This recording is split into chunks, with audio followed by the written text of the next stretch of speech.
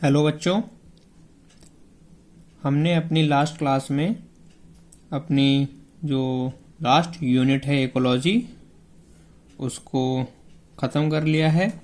आज से हम न्यू यूनिट ले रहे हैं जो कि है प्लांट फिजियोलॉजी। सो स्टार्ट करते हैं प्लांट फिजियोलॉजी।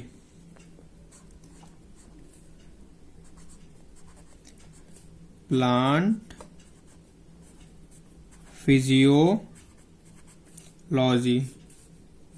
सबसे पहले बेटा प्लांट फिजियोलॉजी में ये बात जानते हैं कि प्लांट फिजियोलॉजी होती क्या है। So it is the study of various vital activities and metabolism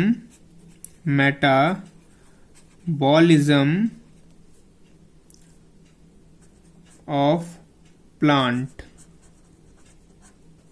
ठीक है, तो प्लांट फिजियोलॉजी प्लांट में जो भी वाइटल एक्टिविटीज और मेटाबॉलिज्म होता है उसकी स्टडी को, उसकी पढ़ाई को प्लांट फिजियोलॉजी कहते हैं। अब बात कर लेते हैं कि प्लांट फिजियोलॉजी के फादर कौन हैं।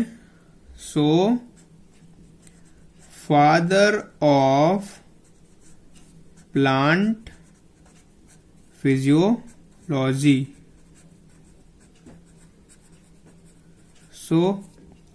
इसके फादर हैं स्टीफन हेल्स। कौन है? Stephen Hales. बात करें father of Indian plant physiology, वो है J C Bose. Father of Indian plant physiology कौन है? जेसी बोस। ठीक है, अब बात करते हैं कि प्लांट फिजियोलॉजी में हमें पढ़ना क्या है। प्लांट फिजियोलॉजी में हमें बहुत सारी चीज़ें पढ़नी है, जिसमें से आज से हम स्टार्ट करेंगे जो हमारा एनसीईआरटी का पहला चैप्टर है प्लांट फिजियोलॉजी में, ट्रांसपोर्टेशन इन प्लांट्स। क्या है? Transport in plants.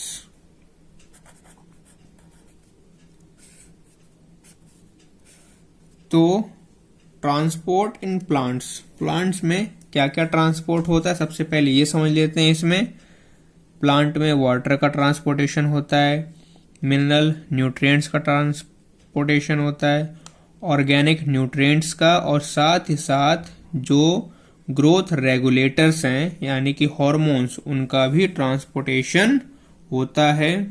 सो क्या क्या चीजें ट्रांसपोर्ट होती हैं? Things that are transported. कौन कौन सी हैं? Water, mineral nutrients,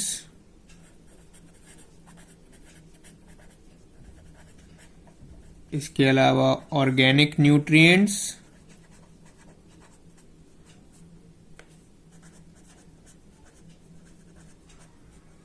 and plant growth hormones.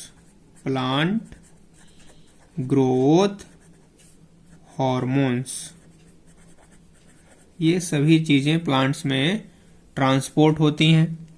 अब प्लांट में जो ट्रांसपोर्टेशन होता है ये दो टाइप का होता है। एक होता है शॉर्ट डिस्टेंस ट्रांसपोर्ट और दूसरा होता है लॉन्ग डिस्टेंस ट्रांसपोर्ट। सो जो मीन्स ऑफ ट्रांसपोर्ट है प्लांट्स में वो दो टाइप का होता है। Is of two types. कौन कौन से? पहला शॉर्ट डिस्टेंस ट्रांसपोर्ट और दूसरा long distance transport. Long distance, short distance का मतलब क्या है? जो भी ट्रांसपोर्टेशन सेल टू सेल हो रहा होगा या फिर सेल में ही मेम्ब्रेन के क्रॉस हो रहा होगा, टिश्यू में हो रहा हो, वो सब कुछ शॉर्ट डिस्टेंस में आएगा। लॉन्ग डिस्टेंस में जिसमें कि रूट से जो मोस्ट अपर पार्ट है, स्टेम है, शूट है, वहां पर जो ट्रांसपोर्टेशन हो रहा है वो लॉन्ग डिस्टेंस में आएगा। तो सबसे पहले बात करते हैं शॉर्ट डिस्टेंस की। शॉर्ट डिस्टेंस क्या होता है? जिसमें ट्रांसपोर्ट हो रहा हो विद इन द सेल, या तो सेल के अंदर हो रहा हो या फिर अक्रॉस द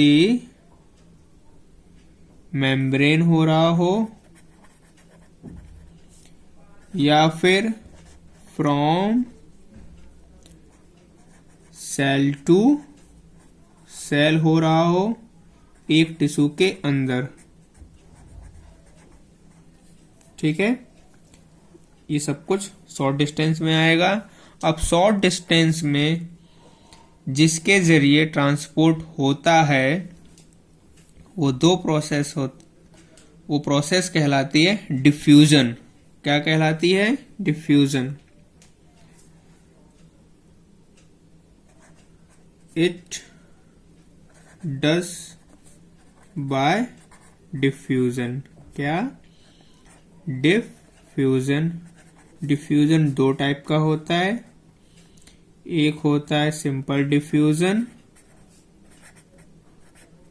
ठीक है, और एक होता है फैसिलिएटेड। क्या? फैसिलिएटेड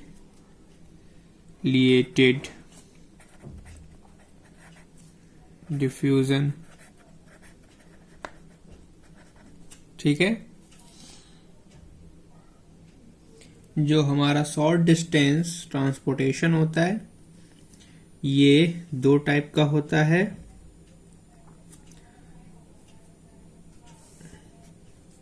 पहला पैसिव ट्रांसपोर्ट और दूसरा एक्टिव ट्रांसपोर्ट। कौन सा? Active transport. Generally passive transport में ही हमारा सिंपल डिफ्यूजन और फैसिलिएटेड डिफ्यूजन आ जाता है। अब बात करते हैं कि डिफ्यूजन क्या होता है। क्या? डिफ्यूजन क्या होता है? डिफ्यूजन को डिफाइन किया जाता है जिसमें मॉलिक्यूल्स की या फिर एटम्स की या फिर कह सकते हैं आयंस की जो मूवमेंट हो एक हायर कंसंट्रेशन से लोअर कंसंट्रेशन की तरफ, उसको बोलते हैं डिफ्यूजन। क्या बोलते हैं? डिफ्यूजन।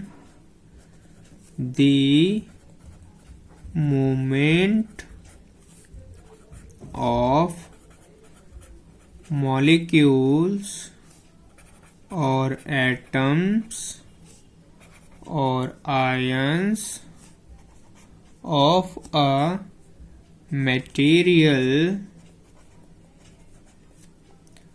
from एक पर्टिकुलर जगह पर या फिर एक पर्टिकुलर जगह से, वो जगह कैसी होनी चाहिए?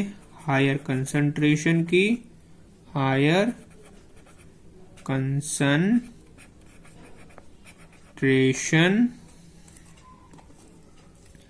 To an area. कहां पर होगा? टू एन एरिया जहां पर लो कंसंट्रेशन होगी। Area of their lower concentration.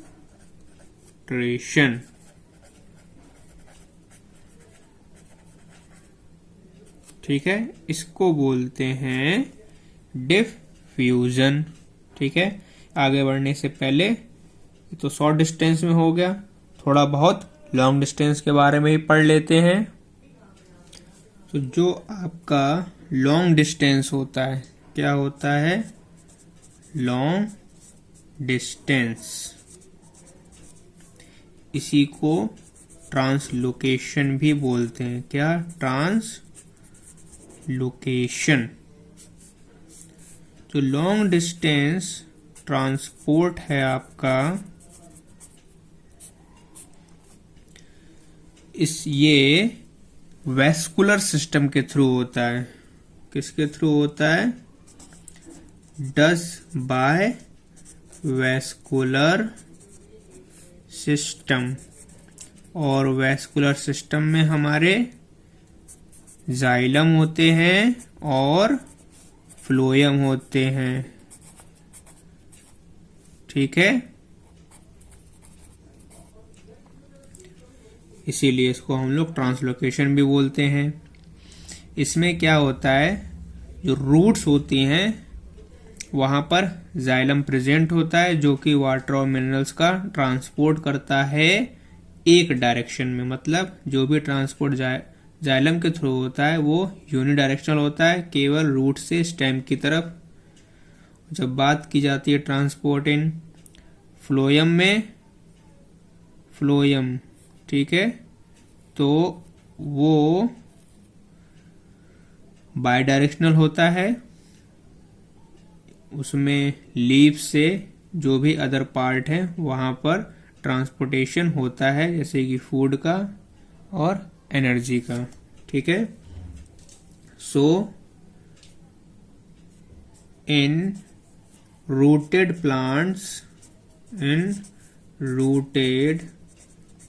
Plants जो ट्रांसपोर्ट होता है किसके थ्रू होता है? जाइलम में, क्योंकि जाइलम टिश्यूज रूट्स में प्रेजेंट होती हैं। और ये किसका करती हैं? वाटर का एंड मिनरल्स का। ठीक है, और ये कैसा होता है ट्रांसपोर्टेशन? यूनिडायरेक्शनल। ठीक है, कहां से कहां? From root to stem.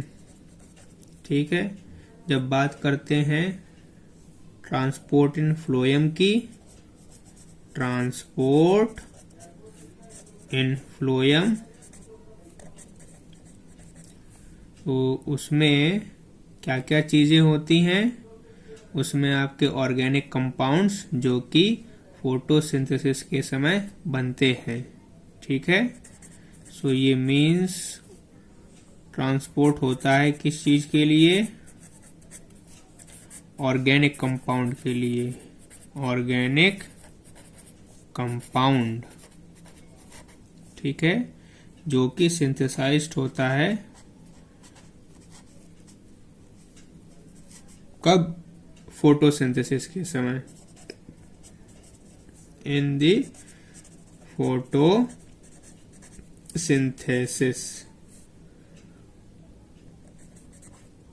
ठीक है, कहाँ पे होती है फोटोसिंथेसिस? लीव्स में।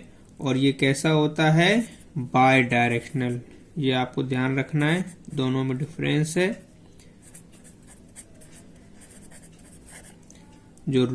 जो जाइलम के थ्रू होगा वो यूनिडायरेक्शनल होगा, जो फ्लोएम के थ्रू होगा वो बाय डायरेक्शनल होगा। ठीक है, ये था लॉन्ग डिस्टेंस के बारे में थोड़ा बहुत। अब हम लोग शॉर्ट डिस्टेंस को कंप्लीटली पढ़ेंगे अपने डिफ्यूजन से। हमने डिफ्यूजन में पढ़ा था कि डिफ्यूजन में क्या होता है? मूवमेंट होती है मॉलिक्यूल्स की, एटम्स की, हायर कंसंट्रेशन वाले एरिया से लोअर कंसंट्रेशन वाले एरिया तक। फिर डिफ्यूजन में जो आपको बातें जाननी हैं वो पहली चीज कि डिफ्यूजन तब तक होता रहता है जब तक कि इक्विलिब्रियम स्टेबलिश नहीं हो जाता है, मतलब जब दोनों ही जगहों की कंसंट्रेशन सेम नहीं हो जाती है। So the diffusion is continue till the dynamic, मतलब मोमेंट में हो, जो डायनामिक इक्विलिब्रियम है वो स्टेबलिश नहीं हो जाता है, इज नॉट स्टेब्लिश्ड।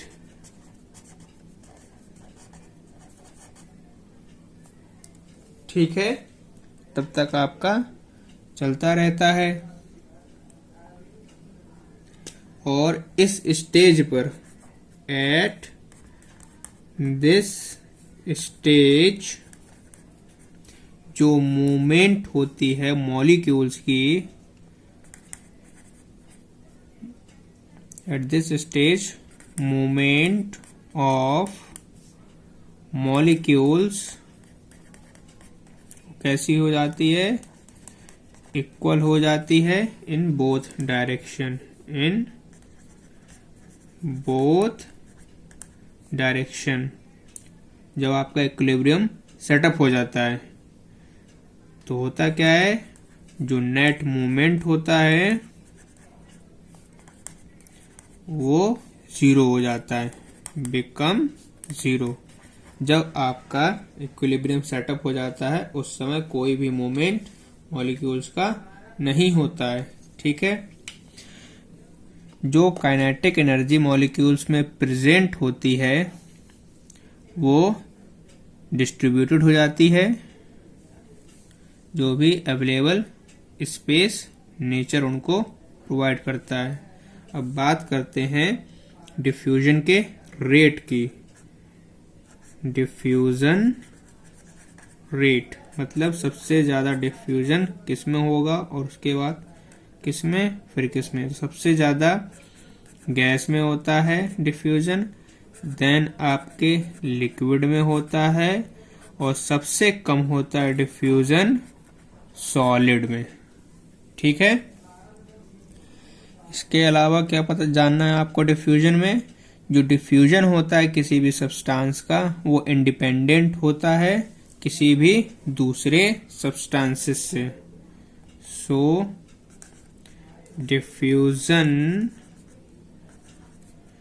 जो होता है किसी भी सब्सटेंस का वो कैसा होता है, इंडिपेंडेंट होता है। पहली बात तो किससे, from the diffusion of other substance, other substance. ये बात आपको क्लियर हो गई होगी। और अगर बात करें डिफ्यूजन के बारे में तो डिफ्यूजन हमारी स्लो प्रोसेस है। क्या है, diffusion is a slow process. कैसा है, स्लो प्रोसेस। ठीक है, और ये डिपेंड नहीं करता है एंड इज नॉट डिपेंडेंट किसी भी लिविंग सिस्टम पर। ये किसी भी लिविंग सिस्टम पर डिपेंड नहीं करता है।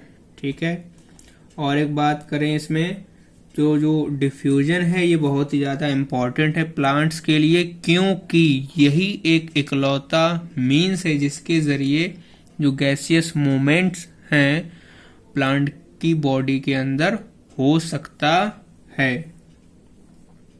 So diffusion is the only means किस चीज के लिए, for gaseous movement within the plant body, within the plant body. ठीक है, जो डिफ्यूजन का रेट है वो किससे अफेक्ट होता है? सो डिफ्यूजन का रेट अफेक्ट होता है ग्रेडियंट ऑफ कंसंट्रेशन से, परमेबिलिटी ऑफ मेम्ब्रेन से, और टेम्परेचर से एंड प्रेशर से। So diffusion rate are affected by the किस किस चीजों से? पहली, gradient of concentration, the gradient of concentration. दूसरी चीज, permeability of membrane, permeability of membrane. तीसरी चीज जिससे अफेक्ट होता है वो है आपका टेम्परेचर, और चौथी चीज आपका प्रेशर। जितना ज्यादा टेम्परेचर, जितना ज्यादा प्रेशर, उतना डिफ्यूजन का रेट ज्यादा। जो भी डिफ्यूज मॉलिक्यूल्स होते हैं और आयंस होते हैं, ये हमेशा एक प्रेशर को एक्सर्ट करते हैं सब्सटेंसेस पे या फिर मीडियम में जिसमें कि डिफ्यूजन हो रहा होता है, और इसी प्रेशर को बोलते हैं डिफ्यूजन प्रेशर। सो क्या याद रखना है आपको? डिफ्यूजन, हम सिंपल डिफ्यूजन की बात करें नॉर्मली, जो डिफ्यूज्ड मॉलिक्यूल्स होते हैं, the diffused molecules exert a pressure on substances, ठीक है, इन substances या फिर मीडियम, दोनों में करते हैं, medium in which diffusion takes place, diffusion takes place। ठीक है, और इसको किस नाम से जानते हैं? Known as diffusion pressure, diffusion pressure. तो ये सब कुछ था आपके डिफ्यूजन के बारे में। नॉर्मली ये फैसिलिटेटेड डिफ्यूजन, सो फैसिलिटेटेड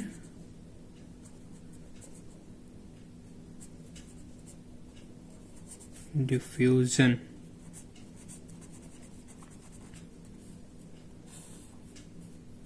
ठीक है, तो पहली बात तो ये कि जो डिफ्यूजन होता है किसी भी सब्सटेंस का, ये डिपेंड करता है कि सॉल्युबिलिटी क्या थी कॉन्स्टिट्यूएंट ऑफ मेम्ब्रेन में। अब जो हमारे लिपिड सोल्यूबल सब्सटेंसेस होते हैं, मतलब कि फैट सोल्यूबल, वो मेम्ब्रेन के थ्रू आराम से पास आउट हो जाते हैं, लेकिन जो भी हाइड्रोफिलिक होते हैं उनको परेशानी होती है। तो इसके लिए हमें एक फैसिलिटी प्रोवाइड करनी पड़ती है उनके लिए, और जो फैसिलिटी प्रोवाइड करते हैं वो होती है मेम्ब्रेन प्रोटीन्स, जो इन हाइड्रोफिलिक को ट्रांसफर करेंगी। तो हमने हाइड्रोफिलिक सब्सटेंसेस को एक फैसिलिटी प्रोवाइड करी है ताकि उनका ट्रांसपोर्टेशन हो सके, इसीलिए इसका नाम फैसिलिटेटेड डिफ्यूजन होता है। तो सबसे पहले तो ये जान लो कि जितने भी लिपिड सॉल्यूबल सब्सटेंसेस हैं, यानी कि फैट सॉल्यूबल, ये रैपिडली जल्दी से और आराम से डिफ्यूज हो जाते हैं मेम्ब्रेन से, डिफ्यूज हो जाते हैं थ्रू मेम्ब्रेन। ठीक है, दिक्कत किसको होती है? फॉर हाइड्रोफिलिक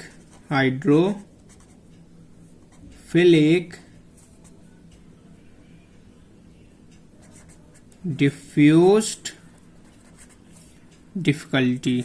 ठीक है, होती है किसके थ्रू? मेम्ब्रेन के थ्रू। सो इनकी फैसिलिटी के लिए हमें फैसिलिटेट कराना होता है। So there is the need to क्या प्रोवाइड करें? सिंप्लिसिटी लाए उनके लिए, फैसिलिटी लाएं टू सिंप्लीफाई इट्स मूवमेंट। क्या चाहिए होता है हमको? Membrane proteins. मेम्ब्रेन प्रोटीन्स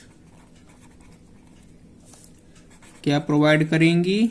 वो जगह देंगी, प्रोवाइड करेंगी स्पेस। किस चीज के लिए? For transfer of these molecules. ठीक है, तो हाइड्रोफिलिक सब्सटेंसेस के लिए हमें मेम्ब्रेन प्रोटीन चाहिए होती है, जो कि एक फैसिलिटी प्रोवाइड करना हो रहा है, इसीलिए इसको फैसिलिटेटेड डिफ्यूजन बोलते हैं। ठीक है, फैसिलिटेटेड डिफ्यूजन में क्या होता है? जो मैंने ये प्रोटीन्स बताई हैं, ये स्पेसिफिक प्रोटीन होती हैं, मतलब कि एक पर्टिकुलर हाइड्रोफिलिक सब्सटेंस को ही लेकर जाएंगी, और जब ऐसा करेंगी तो इसमें किसी भी एटीपी का कंजम्पशन नहीं होता है। और वैसे ही मैंने बताया था, पैसिव है, कोई भी एनर्जी नहीं चाहिए होती है। तो जो पहली बात जो मैंने बताई, जो प्रोटीन्स होती हैं वो स्पेसिफिक होती हैं। स्पेसिफिक प्रोटीन्स यही मदद करती हैं ट्रांसपोर्टेशन में। Specific proteins helps in transfer of substances. ठीक है, वो भी विदाउट एनी एटीपी कंजम्पशन। ठीक, ये आपको ध्यान रखना है। अब जो कंसंट्रेशन ग्रेडियंट होता है वो हमेशा ही प्रेजेंट रहता है मॉलिक्यूल्स के लिए, चाहे वो फैसिलिटी प्रोवाइड की जा रही हो प्रोटीन्स के ही थ्रू, क्योंकि अगर कंसंट्रेशन नहीं होगा तो डिफ्यूजन होगा ही नहीं, चाहे फिर आप कितनी भी प्रोटीन्स लाते रहिए। अब बात करते हैं कि जो ट्रांसपोर्ट रेट है, जब वो मैक्सिमम हो जाएगा तो वो कब होगा? वो तभी होगा जब सभी प्रोटीन्स यूज्ड हो जाए, मतलब कि सैचुरेशन टेक्स प्लेस। इसमें सैचुरेशन होता है, सैचुरेशन टेक्स प्लेस। जो फैसिलिटेटेड डिफ्यूजन होता है ये बहुत ही ज्यादा स्पेसिफिक होता है, और ये अलाउ करता है उन्हीं सेल्स को जो सिलेक्ट करती हैं सब्सटेंसेस को लेने के लिए, बाकियों को नहीं लेगा। ये सेंसिटिव होता है इनहिबिटर्स को। सो क्या बताया इसमें? जो फैसिलिटेटेड डिफ्यूजन है ये स्पेसिफिक होता है, इज वेरी स्पेसिफिक।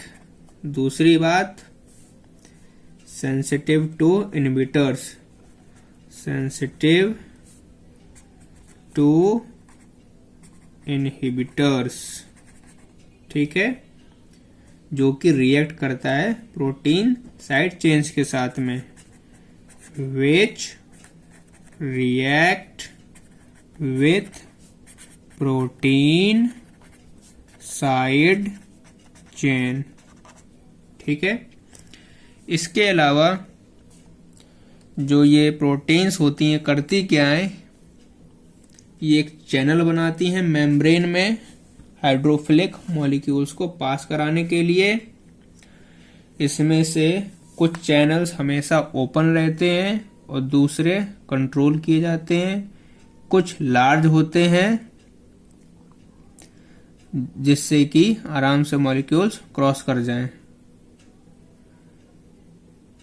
और इनको हम लोग बोलते हैं पोरिन्स। जो ये प्रोटीन है इनको बोला जाता है पोरिन्स। जो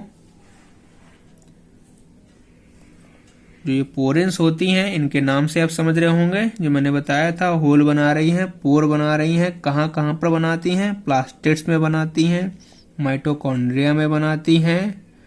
इसके अलावा कुछ बैक्टीरिया होते हैं, वो भी अलाउ करते हैं मॉलिक्यूल्स को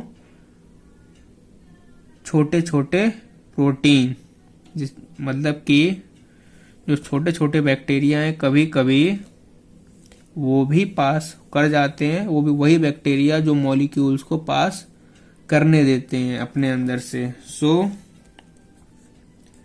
पहली बात, जो प्रोटीन्स है उनको हम लोग क्या बोलते हैं? पोरिन्स। क्या हो गया? दी पोरिन्स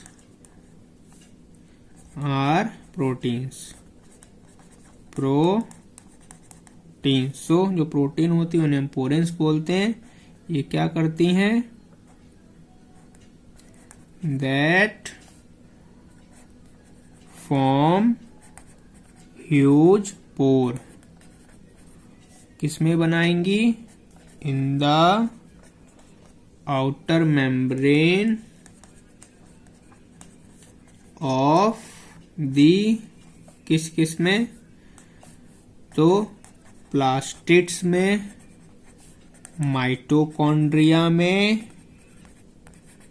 ठीक है। इसके अलावा कुछ बैक्टीरिया में भी, ठीक है।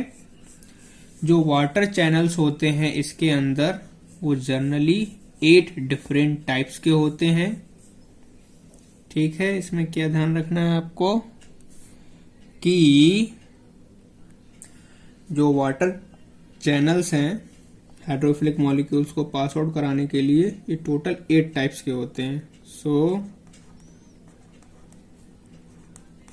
वाटर चैनल्स, जो भी वाटर चैनल्स हैं ये जनरली 8 डिफरेंट टाइप की एक्वापोरिन से बनी होती है। मतलब कि जो चैनल है, जो पाइप है जिसके थ्रू हाइड्रोफिलिक मॉलिक्यूल क्रॉस करते हैं, ये 8 अलग अलग प्रोटीन्स की बने होते हैं। Water channels made up of 8 different types of aquaporins, ठीक है। जो हमारा फैसिलिटेटेड डिफ्यूजन होता है, इसमें 2 टाइप से डिफ्यूजन होता है। मतलब कि 2 प्रोसेस होती हैं इसके अंदर। एक होती है सिम्पोर्ट, दूसरी होती है एंट्रीपोर्ट। 3 होती है, एक तीसरी भी होती है, दैट इज यूनिपोर्ट, ठीक है। तो सिम्पोर्ट में क्या होता है? जब दोनों मॉलिक्यूल्स का डायरेक्शन एक ही तरफ होता है। एंटीपोर्ट जब 2 मॉलिक्यूल्स अपोजिट डायरेक्शन में जा रहे हो, और जब एक ही तरफ डायरेक्शन हो रहा है उसे बोलेंगे हम लोग यूनिपोर्ट। तो जो फैसिलिटेटेड डिफ्यूजन होता है ये 3 टाइप का होता है, सिम्पोर्ट, एंटीपोर्ट एंड यूनिपोर्ट। सो इसको एक डायग्राम से समझ लेते हैं। जैसे कि ये एक डायग्राम है, इसमें 1 2 3, ठीक है। अब यदि मॉलिक्यूल्स का डायरेक्शन एक ही डायरेक्शन में है, दोनों एक ही डायरेक्शन में जा रहे हैं, तो इसको बोलेंगे सिम्पोर्ट, फैसिलिटेटेड डिफ्यूजन। और यदि अपोजिट डायरेक्शन में जा रहे हैं मेम्ब्रेन के, इसको बोलेंगे एंटीपोर्ट। और यदि किसी एक ही डायरेक्शन में है, दूसरी डायरेक्शन में जा ही नहीं रहे हैं, तो इसको बोलेंगे यूनिपोर्ट, ठीक है। तो फैसिलिटेटेड जो डिफ्यूजन होता है 3 टाइप का होता है, सिम्पोर्ट, एंटीपोर्ट एंड यूनिपोर्ट। सो ये आपका पैसिव ट्रांसपोर्ट कंप्लीट हो गया है, जिसमें हमने डिफ्यूजन पढ़ा, एक तो सिंपल डिफ्यूजन और दूसरा फैसिलिटेटेड डिफ्यूजन। तो अब बात करते हैं एक्टिव ट्रांसपोर्ट की। जो हमारा एक्टिव ट्रांसपोर्ट होता है, इसमें मॉलिक्यूल्स को कंसंट्रेशन ग्रेडियंट के अगेंस्ट में पंप करते हैं, इसीलिए यहाँ पर हमें एनर्जी की जरूरत पड़ती है। और एनर्जी की जरूरत पड़ती है इसीलिए इसे एक्टिव ट्रांसपोर्ट कहते हैं। यहाँ पर मेम्ब्रेन में डिफरेंट प्रोटीन्स होती हैं जो कि अपना मेजर रोल प्ले करती हैं, एक्टिव और पैसिव ट्रांसपोर्ट दोनों में ही। यहाँ पर जो मॉलिक्यूल्स का ट्रांसपोर्ट कराया जाता है उन्हें मेम्ब्रेन प्रोटीन्स बोलते हैं और पंप्स बोलते हैं। पंप्स मतलब वो प्रोटीन जो कि एनर्जी का यूज करके सब्सटेंसेस को कैरी करेंगी मेम्ब्रेन के अक्रॉस में। सो बात करें एक्टिव ट्रांसपोर्ट की, 8 uses energy to pump molecules against a concentration gradient। किसके अगेंस्ट में? Concentration gradient. जब आप कंसंट्रेशन ग्रेडियंट अगेंस्ट करेंगे तो आपको एनर्जी की जरूरत पड़ेगी, तो एक्टिव ट्रांसपोर्ट में एनर्जी का यूज किया जाता है। 8 does by मेम्ब्रेन प्रोटीन्स। किसके थ्रू होता है? मेम्ब्रेन प्रोटीन्स के, ठीक है। इसीलिए जो डिफरेंट प्रोटीन्स होती हैं किसमें? मेम्ब्रेन में, वो मेजर रोल प्ले करती हैं,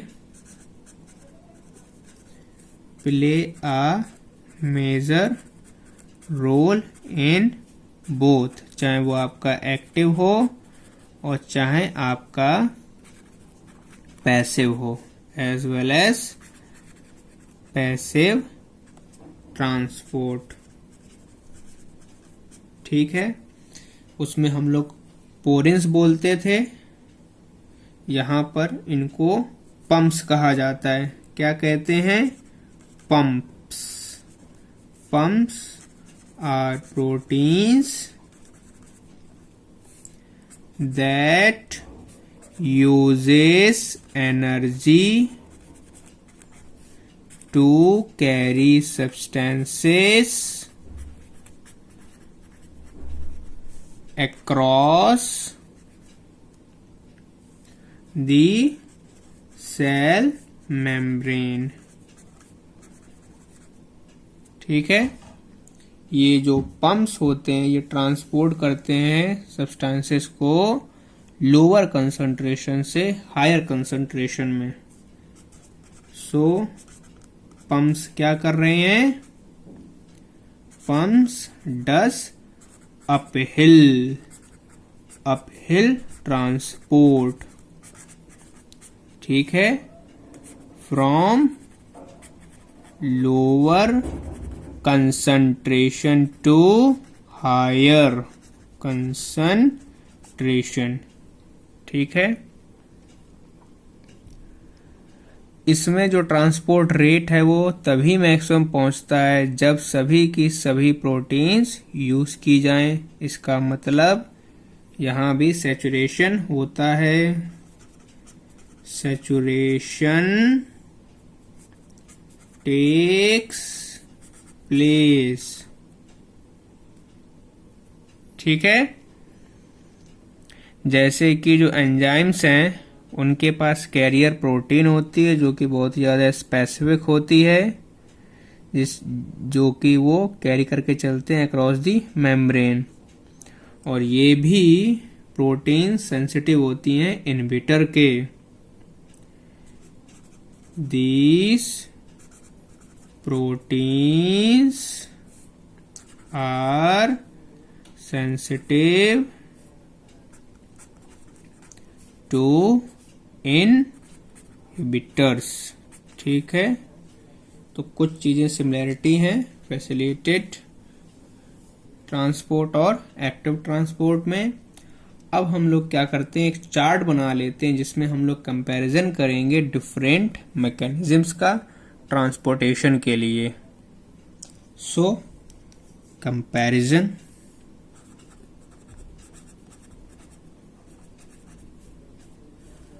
एक तरफ लिखते हैं प्रॉपर्टी, दूसरी तरफ simple diffusion, then facilitated diffusion, then active transport, ठीक है। प्रॉपर्टी में पहली property requires special membrane proteins। So simple diffusion में नहीं चाहिए, फैसिलिटेटेड डिफ्यूजन में चाहिए, और एक्टिव ट्रांसपोर्ट में भी चाहिए। दूसरी हाईली सिलेक्टिव,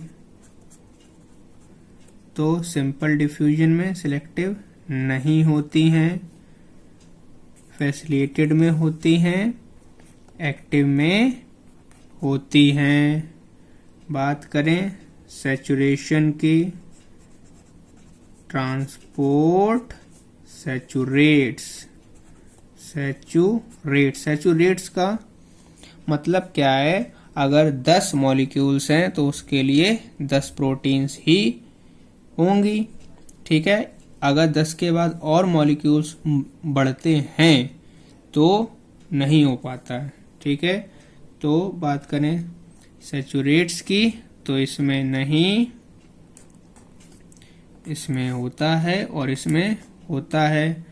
बात करें अपहिल ट्रांसपोर्ट की, मतलब थी, इसका मतलब against the concentration, uphill transport. So इसमें नहीं होता, इसमें नहीं होता, इसमें होता है। रिक्वायर्स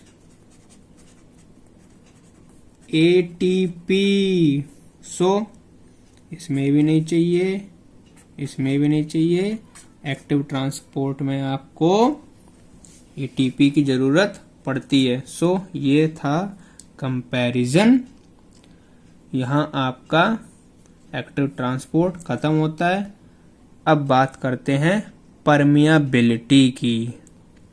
सो परमियाबिलिटी मतलब परमिशन, जैसे कि आपके कोई घर में आए और आप जिसको परमिशन दो तो आप उसके लिए परमिएबल हो, ठीक है। यहां पर जब हम बात करते हैं प्लांट्स के केस में, सो यहां पे क्या कहते हैं, दी exchange of materials in and out, वो भी किसके through? Through the membrane, through the membrane, उसको बोलते हैं परमियाबिलिटी। ठीक है, जो मेम्ब्रेन्स होती हैं ये डिवाइडेड होती हैं डिफरेंट डिफरेंट टाइप्स पर और बेस करती हैं, मतलब जो हमने डिवीजन किया है मेम्ब्रेन का वो परमेबिलिटी के हिसाब से किया है। So the membranes are divided in the following, एक एक करके देखेंगे, on the basis of permeability. देखते हैं कौन कौन सा होता है। सबसे पहला परमिएबल मेम्ब्रेन, क्या? Permeable membrane. So permeable membrane क्या होती है? ऐसी मेम्ब्रेन जो के लिए वो होती है permeable membrane. So permeable for both solutes and solvent, उसे बोलेंगे परमिएबल मेम्ब्रेन। इसका एग्जाम्पल,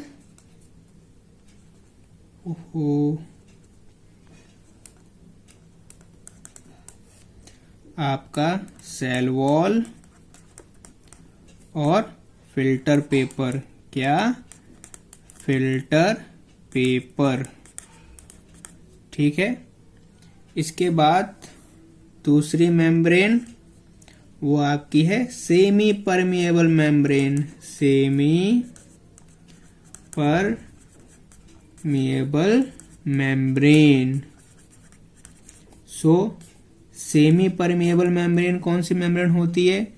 ये वो मेम्ब्रेन होती है जो सॉल्वेंट्स को ही अलाउ करती है, सॉल्यूट्स को नहीं। Permeable for only solvent molecules. ठीक है, बट डू नॉट सॉल्यूट्स। ठीक है, इसका एग्जाम्पल तो आपका सेलोफेन, कॉपर फेरोसाइनाइड,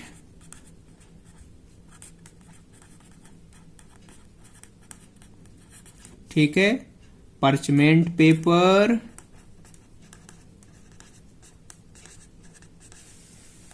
और गोट का ब्लैडर, गोट ब्लैडर। ये कुछ एग्जाम्पल होते हैं सेमी परमिएबल मेम्ब्रेन के। जो थर्ड टाइप की मेम्ब्रेन होती है उसे बोलते हैं सिलेक्टिव परमिएबल मेम्ब्रेन। क्या बोलते हैं? Selective permeable membrane. ठीक है, ये क्या होती है? ये सिर्फ सिलेक्टिव सॉल्यूट्स को ही अलाउ करती है। अलाउ सम सिलेक्टिव सॉल्यूट्स, वो भी सॉल्यूट्स को, ठीक है, टू पास थ्रू देम। किसके साथ में? along with the solvent molecules, along with the solvent molecules। वो होती है आपकी सिलेक्टिव परमिएबल मेम्ब्रेन। बात करें इसके एग्जाम्पल की, तो इसके एग्जाम्पल हैं सेल मेम्ब्रेन, टोनोप्लास्ट और ऑर्गेनेलर मेम्ब्रेन, ऑर्गेनेलर मेम्ब्रेन। ठीक है, ये जो मेम्ब्रेन होती हैं सिलेक्टिव, ये परमिएबल होती हैं फॉर, कुछ मॉलिक्यूल्स लिख लेते हैं, permeable for carbon dioxide, nitrogen, oxygen gases, alcohol, ether के लिए भी है, एंड वाटर। ठीक है, लेकिन इम्परमिएबल होती है। क्या? इम्परमिएबल होती है किसके किसके लिए? पॉलीसैकेराइड के लिए और प्रोटीन्स के लिए। किसके लिए? प्रोटीन्स के लिए। अब जो लास्ट मेम्ब्रेन होती है हमारी, दैट इज इम्परमिएबल मेम्ब्रेन। कौन सी? इम्परमिएबल मेम्ब्रेन, जो कि परमिट ना दे किसी को। इसके एग्जाम्पल आपके रबर मेम्ब्रेन। क्या? Rubber membrane. इसके अलावा एल्युमिनियम की फॉइल और लिग्निफाइड सेल वॉल। क्या? Lignified cell wall. ये सारी की सारी इम्परमिएबल मेम्ब्रेन होती हैं। सो आपका परमिएबिलिटी जो टॉपिक है ये कंप्लीट हो गया है। नाउ बात करते हैं टाइप्स ऑफ सॉल्यूशन। किसकी? Types of solutions.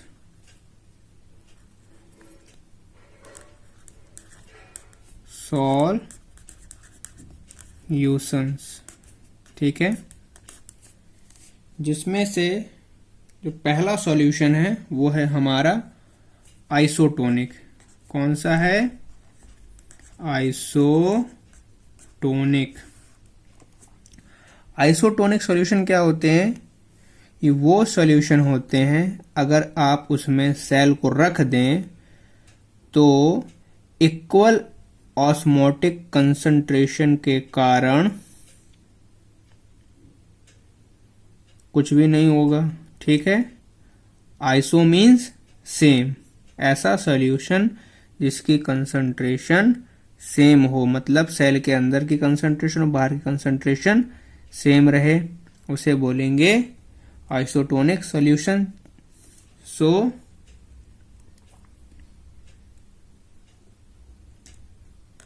solution having equal osmotic concentration to that of cell sap। ठीक है, एक ऐसा सॉल्यूशन जिसकी कंसंट्रेशन सेल सैप के इक्वल हो उसे बोलेंगे isotonic solution.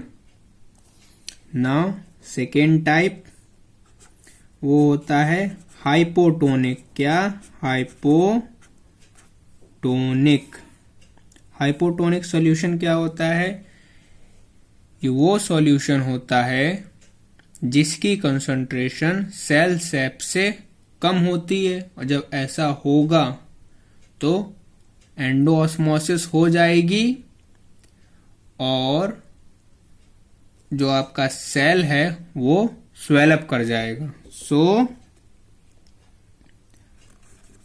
Solution having less osmotic concentration to that cell sap। ठीक है, होगा क्या? इसमें एंडो ऑस्मोसिस टेक्स प्लेस। ठीक है, and cell swells up.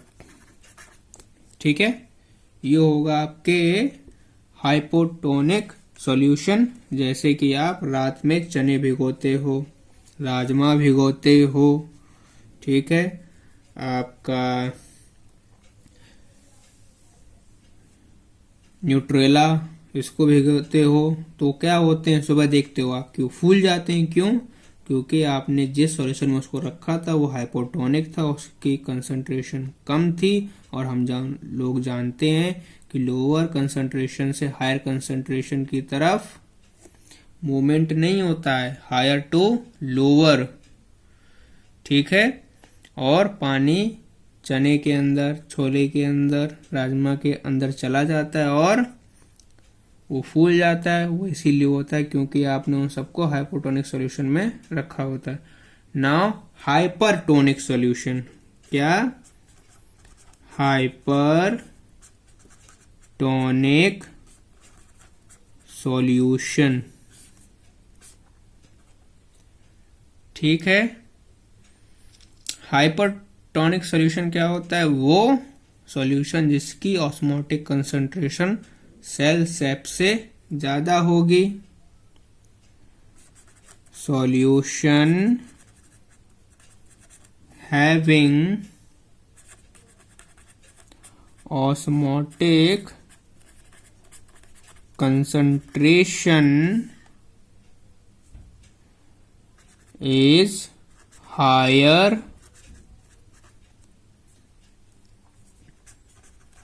than that of the cell sap। ठीक है, इसमें एक्सोऑस्मोसिस हो जाएगी और आपका जो सेल सेप है वो प्लाज्मोलाइज्ड हो जाएगा। सेल सेप becomes प्लाज्मोलाइज्ड, मतलब कि पिचक जाएगा, जैसे कि आपने गुब्बारे से हवा निकाल दी हो। ठीक है, सो आइसोटोनिक वो जिसमें कंसंट्रेशन सेम होती है, हाइपोटोनिक वो जिसमें आप सेल सेप को रखते हो उसकी कंसंट्रेशन कम होती है, सेल सेप के अंदर कंसंट्रेशन ज्यादा होती है। हम जानते हैं movement lower concentration to higher concentration उसमें होगी और आपकी सेल स्वेलअप कर जाएगी। ठीक है, ऑस्मोटिक कंसंट्रेशन की बात यहां पे मैं कर रहा हूं, आप ऐसा मत समझिएगा कि लोअर कंसंट्रेशन से कोई चीज हायर कंसंट्रेशन की तरफ जा रही है, उसके लिए तो एनर्जी की जरूरत पड़ेगी। यहाँ पर ऑस्मोटिक कंसंट्रेशन की बात कर रहे हैं। फिर हाइपरटोनिक सॉल्यूशन जिसमें जो सॉल्यूशन है उसकी कंसंट्रेशन ज्यादा होती है और ये अंदर से सेल सेप के जो अंदर जो भी लोअर कंसंट्रेशन में चीजें प्रेजेंट हैं उसको बाहर खींच लेगा और उसकी प्लाज्मोलिसिस हो जाएगी। सो आइसोटोनिक, हाइपोटोनिक और हाइपरटोनिक सॉल्यूशन आपको क्लियर हो गए होंगे। Iso means same, hypo means solution की कंसंट्रेशन कम, हाइपर मीन्स सॉल्यूशन की कंसंट्रेशन ज्यादा to that of cell sap. So in today's video इस चैप्टर में हम आज यहीं तक करेंगे, बाकी नेक्स्ट वीडियो में करेंगे। तब तक के लिए स्वस्थ रहिए, पढ़ाई करिए and please like, subscribe and share the channel so that जो दूसरे बच्चे हैं वो भी इसका फायदा उठा सकें। थैंक यू बच्चों।